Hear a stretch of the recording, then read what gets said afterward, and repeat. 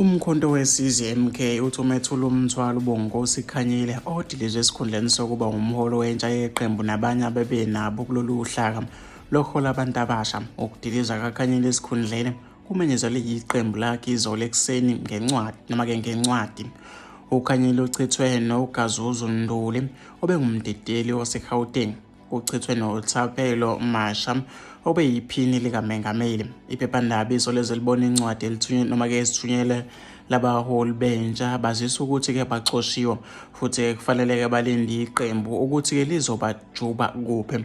Umkhonto weSizwe okuphuzwa ngawo itiye kulezi insuku umenyezelwe owayengumengameli uJacob Zuma ngoDisemba nyakenye. uZuma washingila-ke ewachizela uKhongolose ethi akasahambi nawo useqomeke iMK azoya nayo okhethweni. UKhanyile waduma-ke emkhankasweni Fees Must Fall beqoke esikhundleni ngoJanuwari ngonyaka njengoba-ke esechithwa manje. Okhulumela umkhonto weSizwe uMnumzane Nhlamulo Ndlela uthe banqume-ke ukubadedela abaholi bentsha ukuze-ke bekhankase kahle ezinhlakeni zentsha.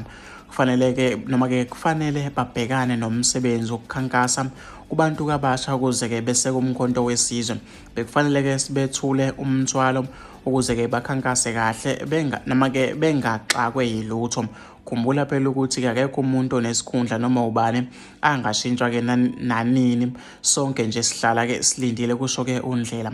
Uthe kusabatshazwa lokho ukuchithwa kaKhanyile nabanye kwavela ukuthi kuMinenhle Cibano ubengunobhala jikelele wesikhashana naye uchithiwe. UKhanyile-ke wayeyilungu le-EFF elivuthayo wasuka kuyona waya-ke kwi-Patriotic Alliance egcine-ke imxoshile. Uthi ushuke eqenjini MK lapho afike wanikwa khona isikhundla aselidilizwe kusona.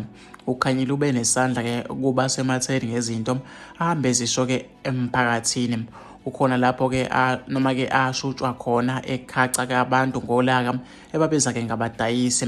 Kukhona nalapho-ke akhuluma khona ngesankahlo echaza izikhundla eqenjini ethi uZuma uyena-ke ngqo shishilizi. Konke lokhu nje MK isematheni emva kokuthi uZuma enqobe icala ebelifaka enkantolo emangalele inhlangano eyangamela ukhetho i-IEC. uZuma kuphume phambili kade ekhala-ke ngesinqumo se-IEC sokumnqabela ukuthi aye-ke ePhalamende uma-ke bethola izihlalo. UKhanyile uzanywe kaningi ocingweni kodwa-ke wangatholakala.